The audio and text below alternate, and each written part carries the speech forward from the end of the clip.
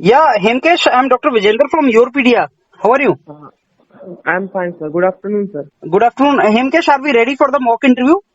Yes, sir. Acha, I have a request to make. Do you have earphone? Can you use earphone?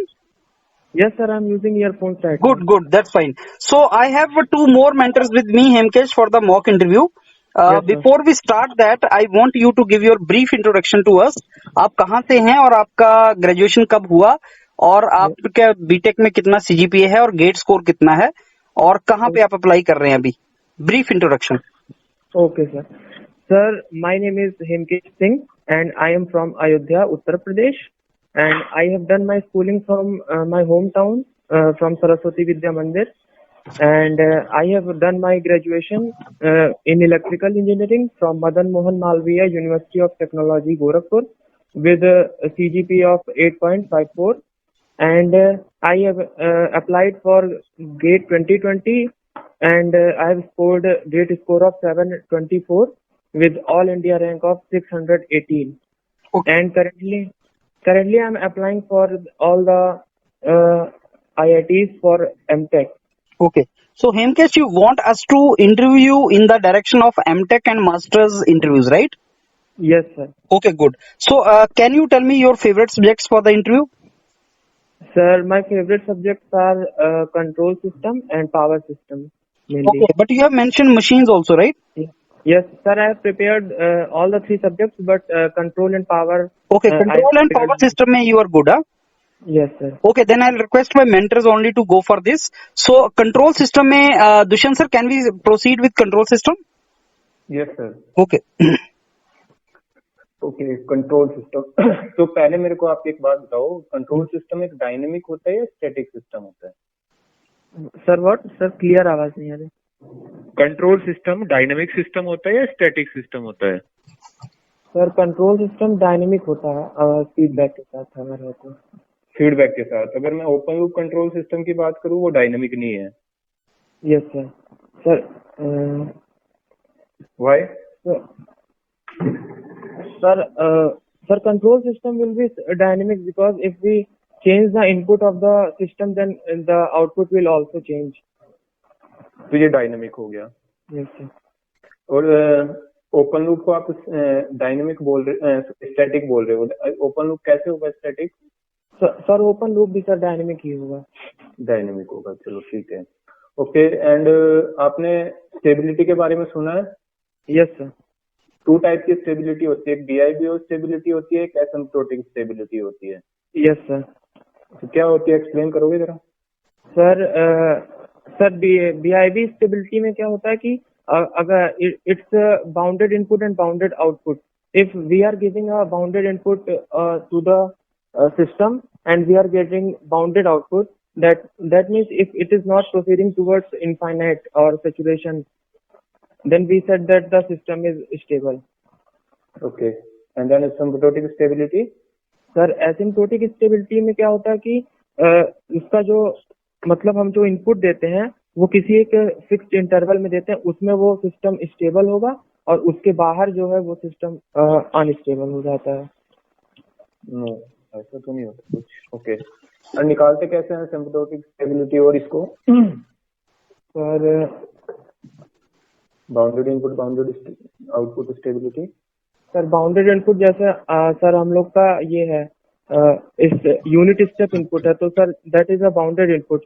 तो we have a given system and we want to check the VIBO, it is VIBO stable or not, then we will apply that input to the system and then we will observe the output whether it is bounded or not. If it is bounded, then we say that the system is VIBO stable, and if it's not bounded, then we say that the system is unstable. मतलब जब भी आपने control system में stability निकाली है, आपने पहले input apply करके चेक किया कि आउटपुट बाउंडेड आ रहा है या नहीं आ रहा है, या कुछ और तरीके से निकाल दी है स्टेबिलिटी? सर अगर हम लोगों को सर VIBO स्टेबिलिटी चेक करनी है तो सर हम लोग इसी तरीके से निकालेंगे. ओके. और कोई क्राइटेरिया नहीं है इसका? सर इसके अलावा सर स्टेबिलिटी के लिए सर पोल जीरो प्लॉट, अगर सर हम लोग पोल्स की लोकेशन देखते हैं कि अगर वो राइट हैंड वो साइड। भी तो हमें स्टेबिलिटी देता है ना, जब हम पोल्स की लोकेशन चेक कर रहे होते हैं यस कि सर। पोल्स अगर अपने लेफ्ट हैंड साइड, तो वो सिस्टम की स्टेबिलिटी दे देगा डायरेक्टली, यस हमें सर। इनपुट अप्लाई करने की जरूरत नहीं पड़ेगी वहां पे। Yes sir. ठीक है। एंड सेंसिटिविटी क्या होती है? सर सेंसिटिविटी मीन्स कि हम लोग जो इनपुट अप्लाई कर रहे हैं उसके रिस्पेक्ट में जो आउटपुट जितना चेंज हो रहा है वो सर सिस्टम की सेंसिटिविटी को बताता है। अगर सर बहुत ही माइन्यूट चेंज इन इनपुट पे बहुत ही ज्यादा आउटपुट चेंज हो रहा है then it is its sensitivity is high, and if the output is changing little then it is less sensitive. Okay, अगर मेरे पास एक गुड कंट्रोल सिस्टम है तो उसके लिए जो सेंसिटिविटी होनी चाहिए वो क्या होनी चाहिए, हाई या low? Sir for a good control system the sensitivity should be low. Should be low. Yes sir. तो मतलब अगर मैं इनपुट में चेंज करूंगा तो आउटपुट में चेंज नहीं आना चाहिए? सर आउटपुट में बहुत ही धीरे धीरे चेंज आना चाहिए। धीरे धीरे It should चेंज not आना be चाहिए। तो वो तो वैसे तो आपका सिस्टम स्लो हो जाएगा, फिर फायदा क्या होगा? बेसिकली इनपुट क्या होता है किसी भी कंट्रोल सिस्टम का? Sir I don't understand question.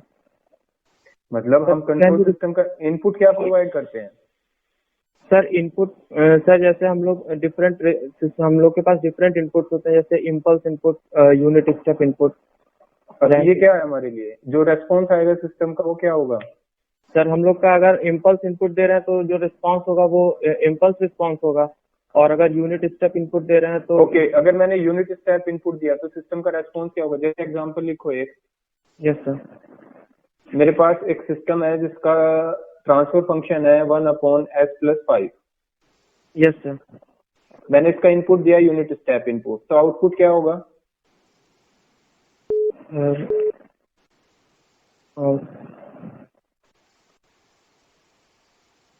Sir it will be a sum of two, it will be a constant value plus some varying value. Varying value. Okay. Then what about controllability and observability? Controllability और observability क्या है?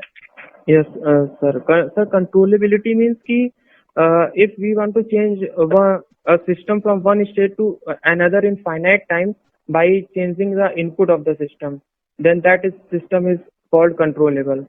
And observability means कि if every state of the system can be identified by observing the output of the system, then it is observable. तो observability, state observability और एक input observability, ऐसी आपकी जो है कंट्रोलेबिलिटी भी टू टाइप की होगी, एक आउटपुट कंट्रोलेबिलिटी और एक होगी स्टेट कंट्रोलेबिलिटी। तो आपने कौन सी कंट्रोलेबिलिटी डिफाइन की है? ये स्टेट कंट्रोलेबिलिटी है ना? Yes sir, state controllability. Output controllability भी होगी ऐसे ही? Sir I am sorry but I don't know about that. Okay. Then what is gain margin and phase margin? Sir, gain margin is basically the dB value of the gain. Sir, let's say the magnitude of the system is A, then the dB value of the 1/A is gain margin of the system. Where ये क्या हुआ? Sir, क्या कौन सा gain है ये? Sir मतलब ये आपने बोला ना the 1/gain, ये कैसा गेन है? गेन तो बहुत सारे होते हैं ना, कहाँ पे निकाला आपने गेन? क्या गेन है? सर ये जो हम लोग मैग्नीट्यूड है सर वो फेज क्रॉसओवर फ्रीक्वेंसी पे निकालते हैं। हाँ, तो पूरा बोलो ना उसको कि कहाँ पे निकाला आपने। Yes sir, phase crossover frequency पे जो मैग्नीट्यूड होगा उसके 1 करके और फिर 20 लॉग। ये तो एक मैथमेटिकल हो गया कि मैथमेटिकली ऐसे हम निकालते हैं, वो तो एक प्रोसीजर हो गया। क्या होता क्या ये gain margin? Sir gain margin होता है कि मतलब जो सिस्टम है वो उतनी वैल्यू के बाद अनस्टेबिलिटी की तरफ चला जाएगा। ओके, मतलब उतने गेन के बाद मतलब क्या हुआ इसका? सर गेन हम उसके साथ ऐड कर दे तो वो क्या हो जाएगा? सिस्टम वो अनस्टेबिलिटी, हाँ, मार्जिनली स्टेबल बन जाएगा। Okay, then phase margin? Sir similarly phase margin है कि अगर मतलब फेज मार्जिन अगर उसमें हम उतना फेज एंगल ऐड कर दें तो वो सर वो मार्जिनली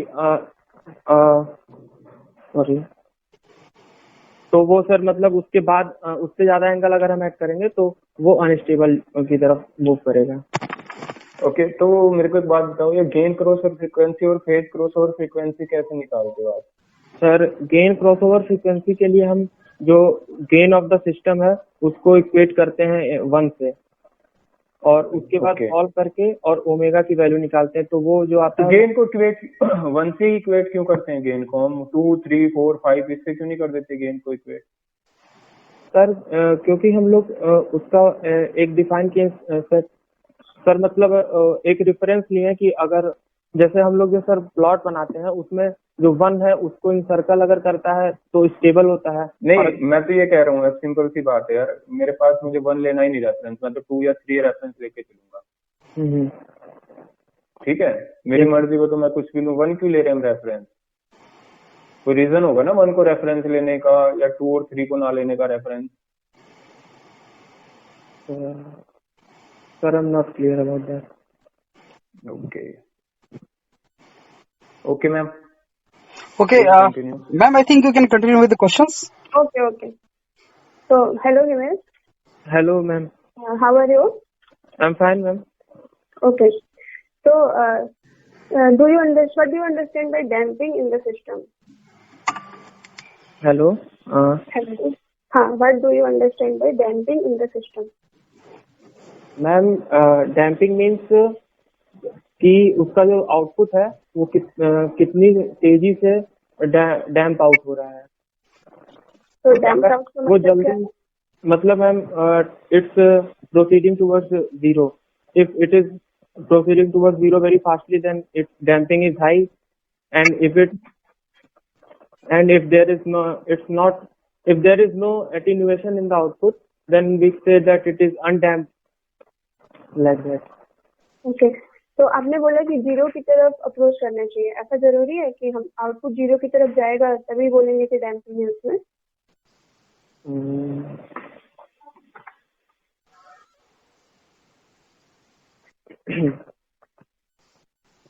मैम अगर कोई पॉजिटिव वैल्यू होगी तो मैम वहां से आउटपुट जीरो की तरफ ही टेंड करेगा।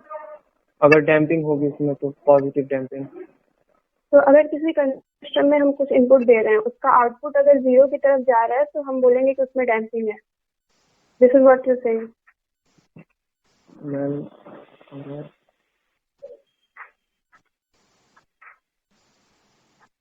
Okay, leave it. So, tell me which element will you introduce for damping? Which electrical element, basically? Ma'am for damping we will use inductor. Inductor for damping. Okay. Okay, tell me what is the advantage of derivative controller in the system? Ma'am derivative controller. Yes.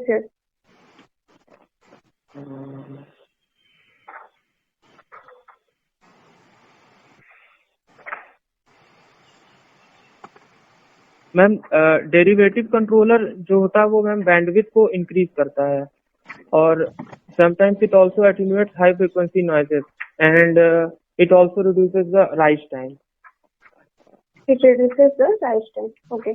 तो ये transient response को improve करता है या steady state? Ma'am transient में। Transient में। और error पे क्या इफेक्ट होता है? मैम स्टेडी स्टेट एरर पे I think ma'am steady state error I think it कम करता है। Ma'am I am not sure about that. Okay, leave it. Type पे क्या इफेक्ट करते हैं डेरिवेटिव का? क्या मैम? टाइप पे। First tell me what is type of the system? Ma'am type of the system is the number of poles present at the origin.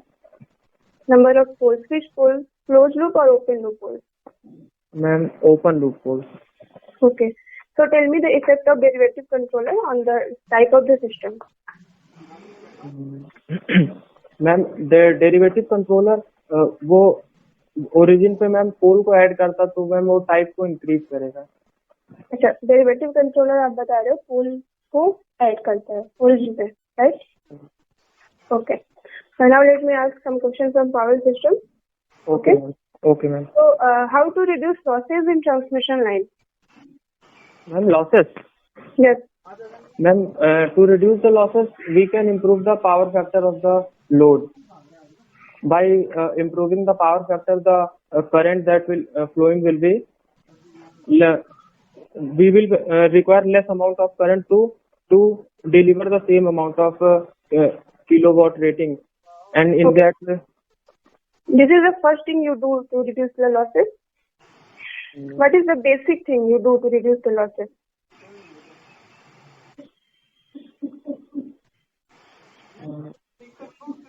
ma'am, it's ma'am, the line resistance should be low, and So we can reduce line resistance. Ma'am no it's the property ma'am इस transposition करते हैं जिससे transposition से interference हम लोग का वो कम होता है और So, see, I'm not talking about radio interference. No, I'm just talking about transmission line losses. Okay. So answer me in this way. Why we operate the transmission line in high voltage? Ma'am high voltage पे ma'am जो same power हम लोग को transfer करनी है, तो अगर high voltage रहेगा तो जो करंट होगी वो हम लोग को कम रिक्वायर्ड होगी सेम पावर ट्रांसफर करने में। तो अगर कम करंट होगी तो ma'am obviously losses will be the minimum. So you got your point? Yes, ma'am. So this is the first thing we do to reduce the losses. Okay, Yes. we operate the transmission line at higher voltage. Yes, ma'am. Okay. Okay.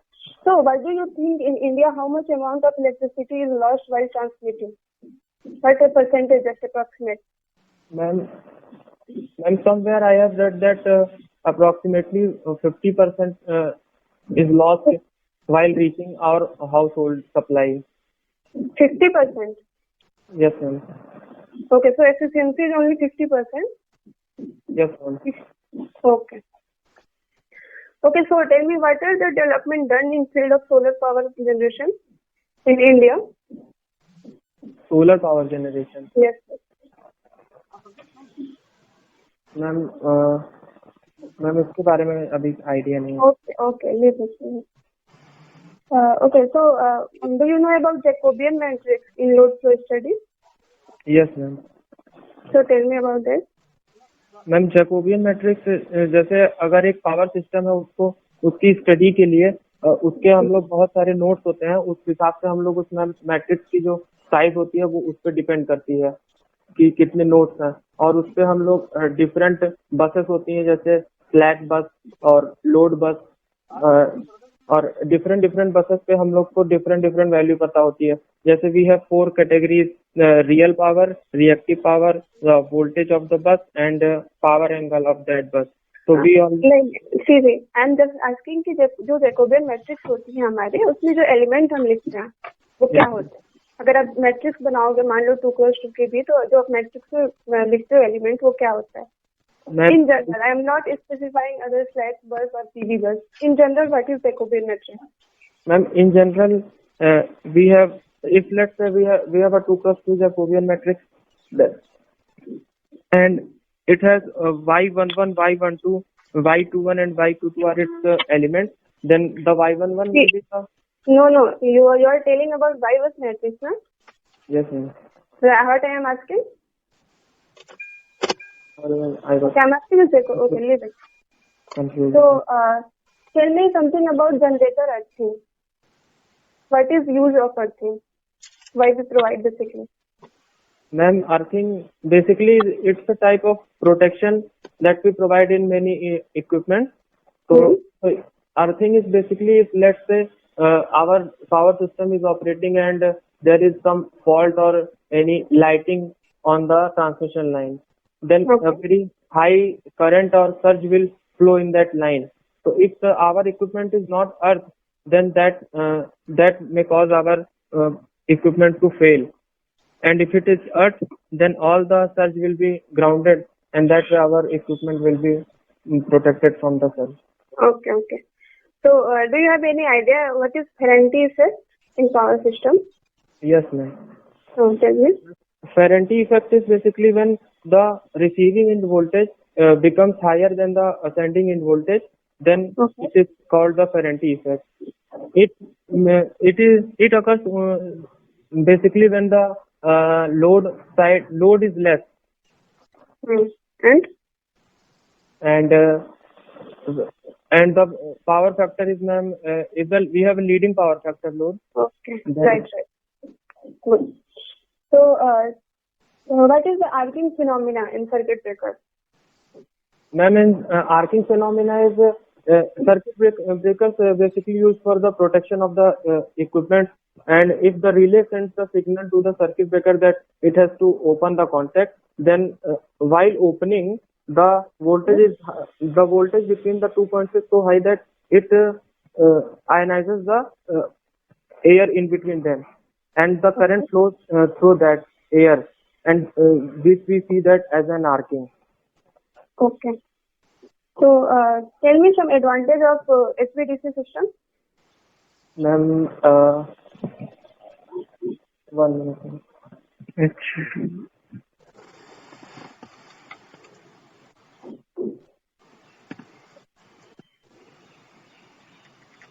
Ma'am, actually, ma'am, as we know that at high voltages the losses will be less, but as we go on increasing the value of voltage transmission as higher in AC system, the losses does not reduce drastically, but the cost of the system increases very much.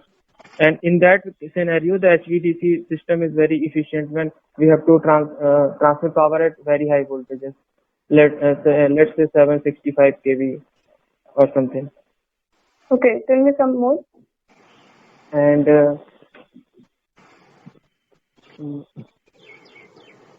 ma'am, in HVDC system, the losses will be less, and there will not be any skin effect or proximity effect as we can see in the AC system.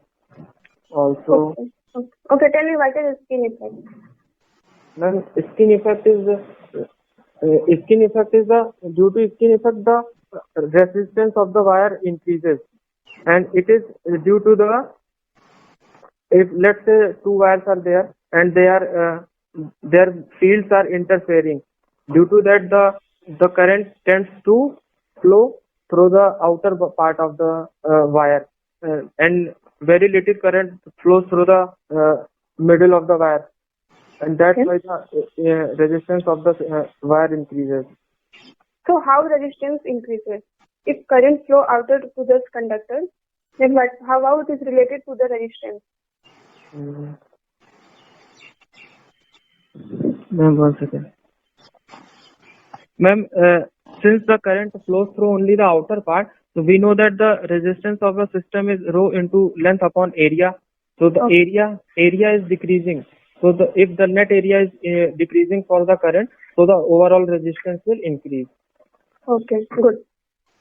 Tell me what is the most important equipment in power plant? In power plant, ma'am,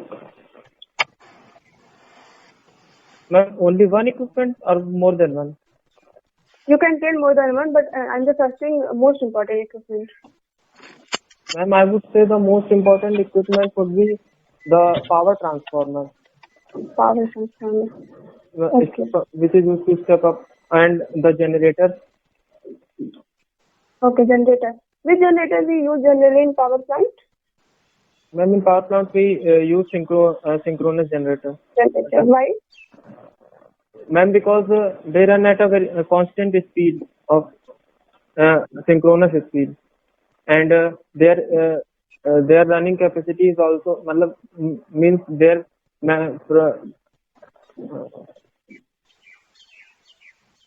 Is this a single advantage और there are some more? ये इसी वजह से बस हम use करते हैं alternator को पावर प्लांट में, या और भी कई एडवांटेज हैं? No, ma'am, there are more, but no, I'm forgetting. Okay, you are forgetting. Okay, leave it. So, can you just tell me for rural electrification in country like India, which complex with a very complex network, Yes. which circuit breaker should be preferred for rural electrification? Which circuit breaker?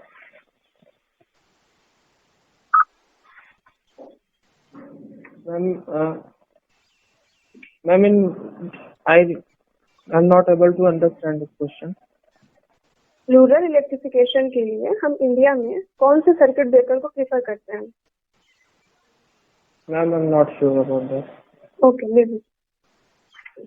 So, Okay, what do you understand by power system? Ma'am, power system. Yes. Ma'am, power system is basically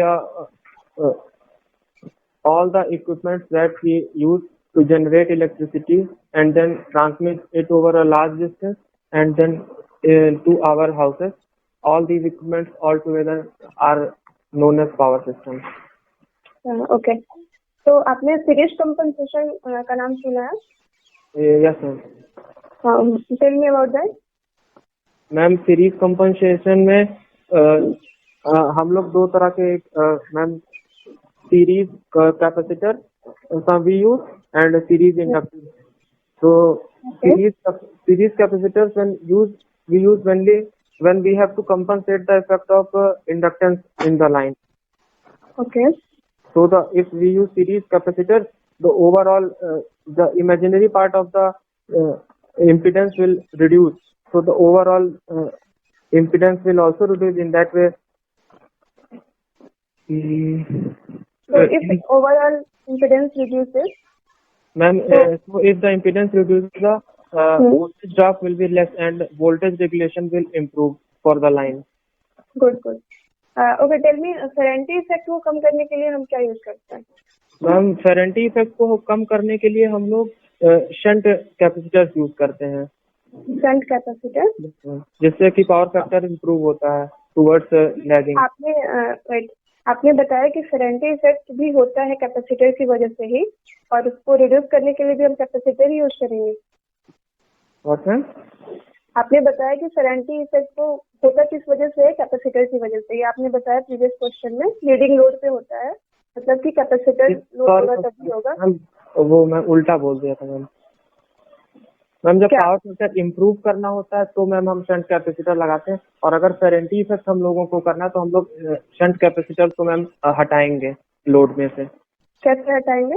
ma'am, या तो shunt capacitor को ma'am remove कर सकते हैं या फिर extra load हम लोग शंट इंडक्टर्स लगा सकते हैं लोड में. अगर हमारा लोड कैपेसिटिव है तो उसको तो हम रिमूव नहीं कर सकते. बेटर है कि हम वहाँ पे इंडक्टर लगा. ठीक है. हाँ, तो वहाँ पे जो हम इंडक्टिव रिएक्टेंस लगाएंगे उसकी वैल्यू निकालने का कुछ तरीका है? Ma'am, 1 second.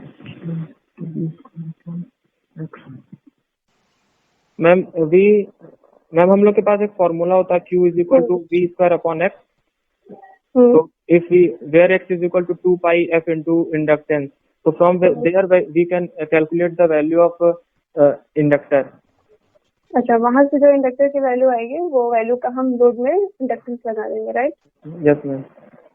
हाँ, ओके. तो ये आपका इंटरव्यू हो गया. नाउ मैं आपको कुछ फीडबैक बताती हूँ, ठीक है? Okay ma'am. देखो, पहला क्वेश्चन मैंने आपसे पूछा था कि how to reduce losses in line, ठीक है? तो उसमें आपको पावर फैक्टर के टर्म्स में नहीं जाना है, जब बहुत ही जनरल वे में बात हो रही है, ठीक है? तो सबसे पहला चीज हमने क्या करते हैं लॉसेस को रिड्यूस करने के लिए? हम वोल्टेज को बढ़ाते हैं, ठीक है? तो जब मैंने रिवर्स क्वेश्चन पूछा कि हाई वोल्टेज हम क्यों यूज करते हैं, तब आप पॉइंट समझ रहे थे इसका.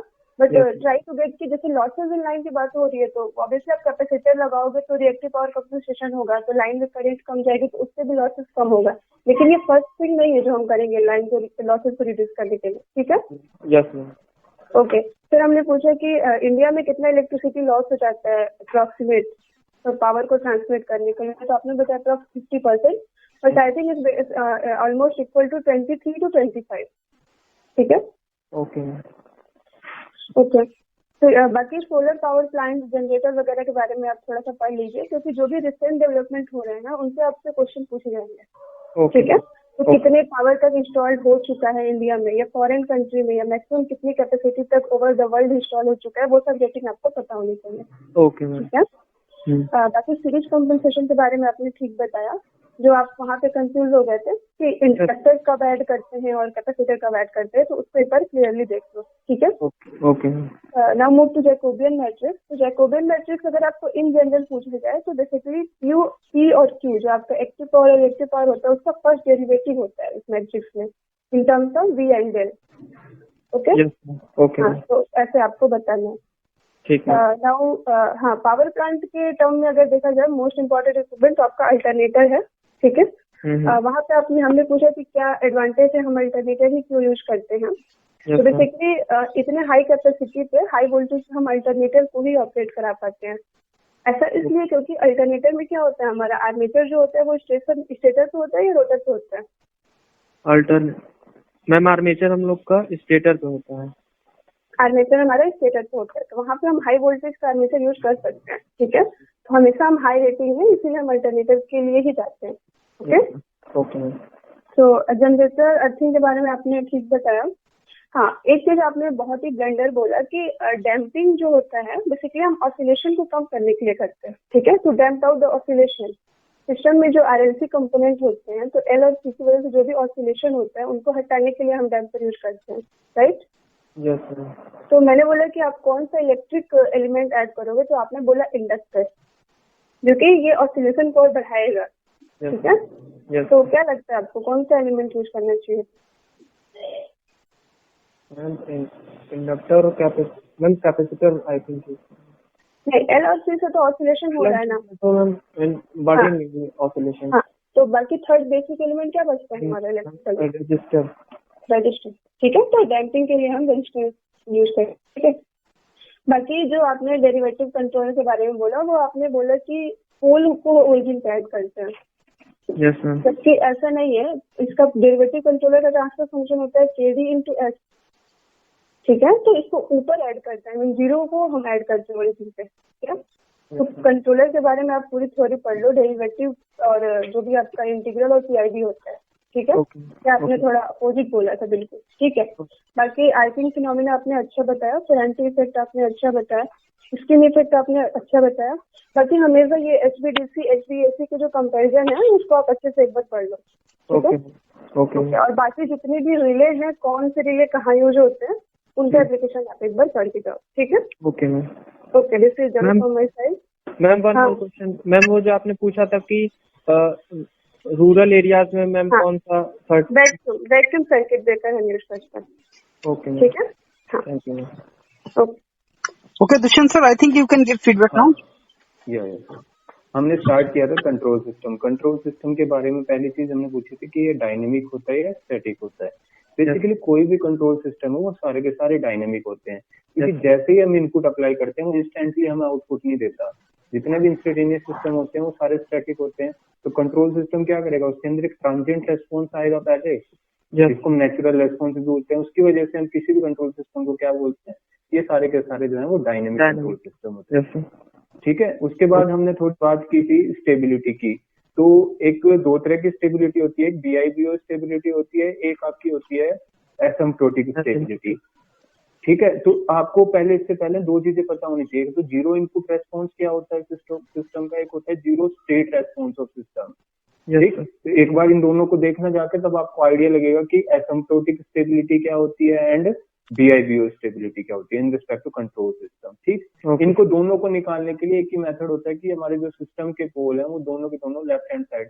बेसिकली जो एसिम्प्टोटिक स्टेबिलिटी है वो ट्रांजिएंट पार्ट पे आती है। जो आपका ट्रांजिएंट या नेचुरल रेस्पॉन्स होता है सिस्टम का, वो भी आपका स्टेबल होना चाहिए। तो ट्रांजिएंट रेस्पॉन्स की जो स्टेबिलिटी है उसी को एसिम्प्टोटिक स्टेबिलिटी बोलते हैं। और जो आपका स्टेडी स्टेट पार्ट होता है रेस्पॉन्स का, अगर वो स्टेबल है, वो BIBO स्टेबिलिटी देती है आपको। ठीक है, ओके, वहां से जो स्टेबिलिटी आएगी BIBO। तो ओवरऑल जो रेस्पॉन्स है वो स्टेबल होने के लिए तभी हम सिस्टम को कंप्लीटली स्टेबल बोलते हैं, अगर दोनों स्टेबल है। ठीक, तो दोनों का क्राइटेरिया सेम है कि जो पोल है वो कहाँ होने चाहिए, मेरे पास लेफ्ट हैंड साइड में होने चाहिए, J-ओमेगा एक्सिस से। ठीक है, क्योंकि सिस्टम की स्टेबिलिटी की बात कर रहे हैं। बार बार इनपुट अप्लाई करके हम चेक नहीं करेंगे कि हमारा सिस्टम स्टेबल है या नहीं है। क्लियर बात? यस। दूसरी चीज हमने अगली बात की थी सेंसिटिविटी की। देखो सेंसिटिविटी भी दो टाइप की होती है किसी कंट्रोल सिस्टम की। एक होती है इनपुट के रिस्पेक्ट में सेंसिटिविटी, एक होती है पैरामीटर वेरिएशन के रिस्पेक्ट में सेंसिटिविटी। बेसिकली जो आपका डिजायर आउटपुट होता है वही हम कंट्रोल सिस्टम के इनपुट में अप्लाई करते हैं हमेशा। जैसे आप एक सिंपल सा एग्जांपल लो, मान लो आपने किसी रूम में AC लगाया हुआ है। AC से आपको उस रूम का टेम्परेचर कंट्रोल करना है, तो टेम्परेचर इनपुट क्या देते हो आप उस AC को, टेम्परेचर सेट करोगे उसके अंदर। यस, और वो बार बार टेम्परेचर को ही चेंज करता रहेगा उस रूम के। तो इनपुट क्या है हमारे कंट्रोल सिस्टम का, जो हमें उससे डिजायर आउटपुट रिक्वायर्ड होगा। यस।